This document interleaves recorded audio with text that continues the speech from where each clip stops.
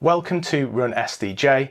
Today we're taking a look at the new Novablast 5 from Asics. But before I start, just to say these were bought with my own money, so you can expect a fully unbiased review from here on out. So the Novablast 5 launched in December 2024 at £135, $140 or €150, which matched the price of the previous Novablast 4. It's available in men's and women's sizes, with the men's sizing up to a UK 14, a US 15 and an EU 50.5, and the women's up to a UK 10, a US 12 and an EU 44.5. Both genders come in two width: standard, which is B for women and D for men, and wide, which is D for women and 2E for the men. The Novablast 5 offers 8 colourways for men and women in standard widths, with some gender exclusive colours and some crossovers between both genders.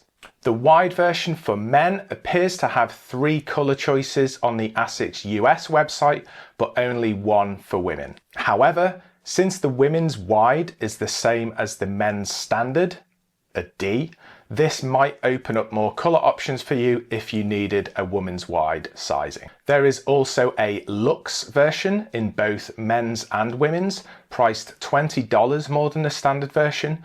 The only difference seems to be a different material for the Asics logo on both sides of the shoe and in this kind of gold colourway. I have personally opted for the Soothing Sea and Wave Teal colourway in a UK 13, which is the same size as my Novablast 4s. My Box Fresh UK 13s weighed in at 331 grams, that is 6 grams heavier than my Novablast 4s.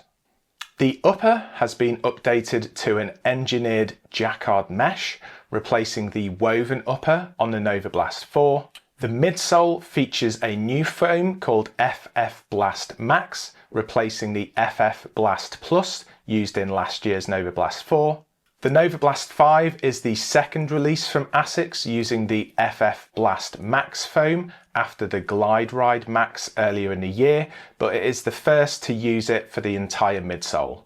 This new midsole is claimed to increase bounce by 8.5% compared to the Novablast 4.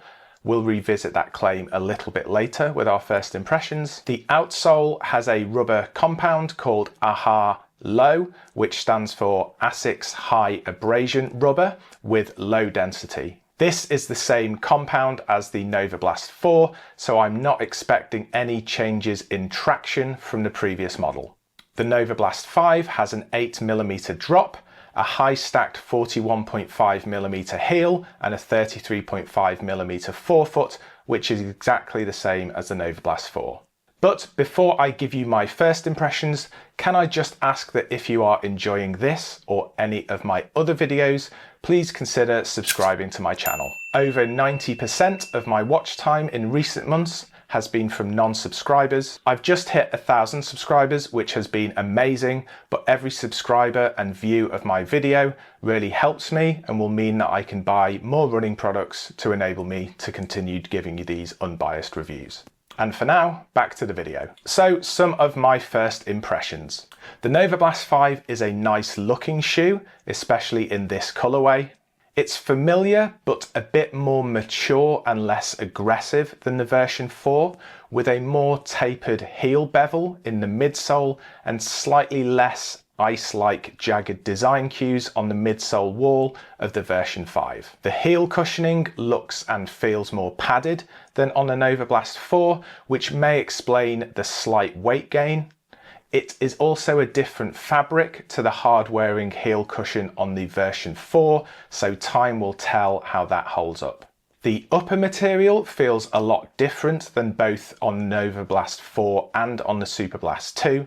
For me, it feels a bit flimsier than the uppers on both those other shoes, and just like the heel collar, it will be interesting to see how hard-wearing it is over time. The tongue seems identical to last year's model.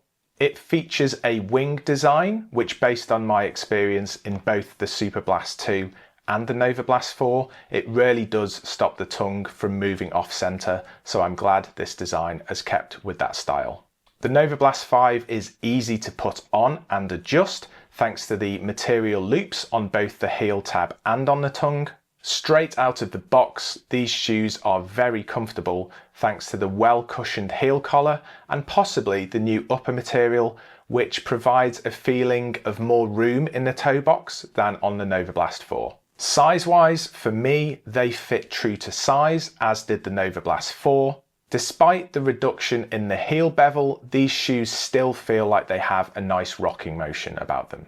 I immediately like the Novablast 5, having a better experience than with the Novablast 4 on my initial few runs. This could be because I'm more used to this style of shoe a year on, with a lot of time in both the Novablast 4s and the Superblast 2s, whereas last year I was coming from a super cushioned shoe in the form of the Nike Invincible range. The new FF Blast Max foam is softer feeling than the FF Blast Plus foam from the Novablast 4. I definitely still wouldn't put it in that ultra cushioned category as the likes of the Nike Invincible or the Mizuno Neo Vista, which we reviewed earlier this year. It feels like it has a good level of response, but it is not at the level of the Superblast 2's FF Turbo Plus midsole. This is likely as the Superblast uses a more premium PIBA based midsole foam called FF Turbo Plus compared to the assumed EVA based foam of the FF Blast Max on the Novablast 5. I've mainly been using the Novablast 5 at reasonably relaxed paces, and sometimes this is where I've felt shoes like the Gel Kayano from Asics can feel a little bit clunky. But the rocker here gives a really nice smooth transition through the foot at all of the easy paces. And to be honest, since I've started wearing the Novablast 5s, I haven't really wanted to wear anything else for those easier paced runs.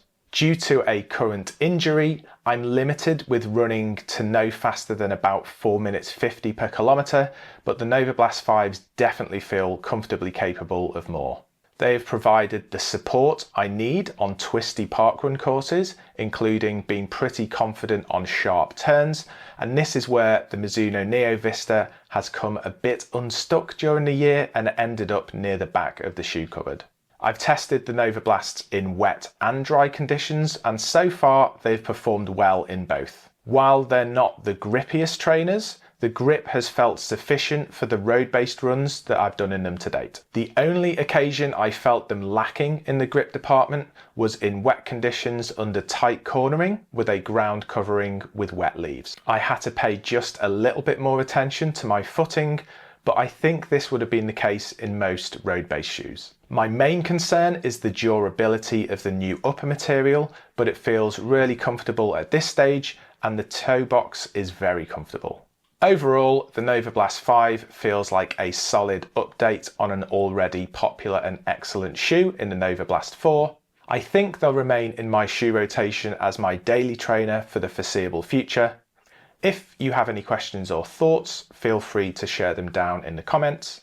And finally, just again, if you have enjoyed this video and aren't currently subscribed, please consider subscribing to my channel and liking this video.